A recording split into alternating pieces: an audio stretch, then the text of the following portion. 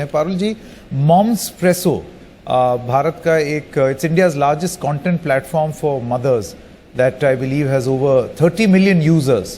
What are some of the worst cases of mothers not caring for themselves that you have come across on your platform? There have been many cases, of course, and when we have our conversations with experts, when we have, in fact, this year we started with a discussion on what is your health agenda for the year. And that's when we come to know of these kind of cases. You know, it's women feel awkward and sometimes even selfish to actually shift the balance from everyone else care to self-care. So we've had, very angry reactions from doctors who see the worst of it, severe conditions caused by neglect. It could be out of control blood sugar or even blood pressure.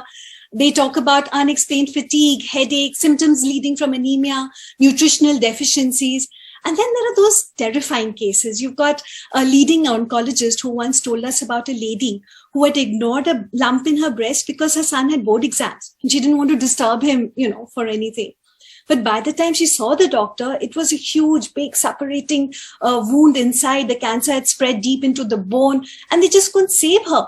So, it's the weirdest reasons for which people are not really coming out and taking care of themselves. Then there are taboos. Periods are still not discussed openly. So obviously things like period pain is also hushed up, however severe it may be.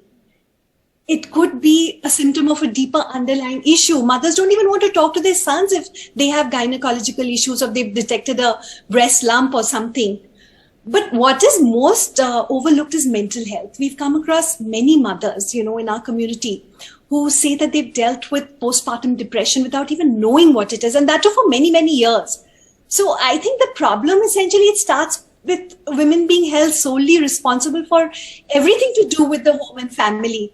And it gets so overwhelming that she feels, or unfortunately is sometimes made to feel, that even taking time out for herself is a luxury she can't afford, that it's selfish. So that is what we need to change around. How can mothers start to care for themselves? I think conversations are the great place, sir. I mean, that is the very fact that we are having this conversation today, and we've seen that even on our platform. When women share their stories on platforms such as Momspresso, a huge amount of awareness and understanding happens, and women are encouraged to take some action. In fact, our Bangalore editor shared her experience with dysphoric milk ejection while breastfeeding her daughter.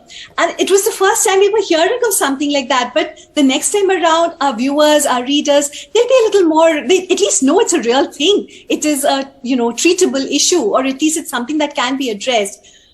In fact, for many men and women who are professionally employed, companies have mandatory annual health screening.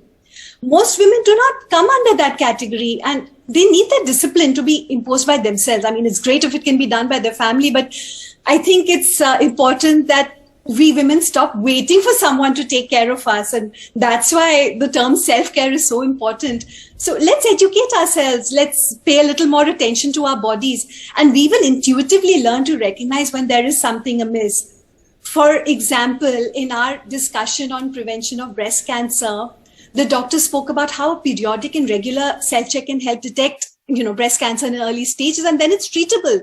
So once you're in tune with your body, you know how it feels. When you do a self-check, you'll know if there's a difference. We need to be aware of the red flags that cannot be ignored.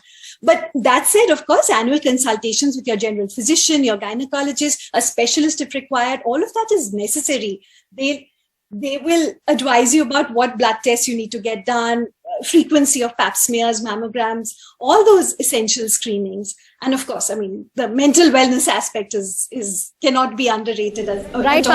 Yeah, right, Parul. Like you just said, it's so important we talk about it.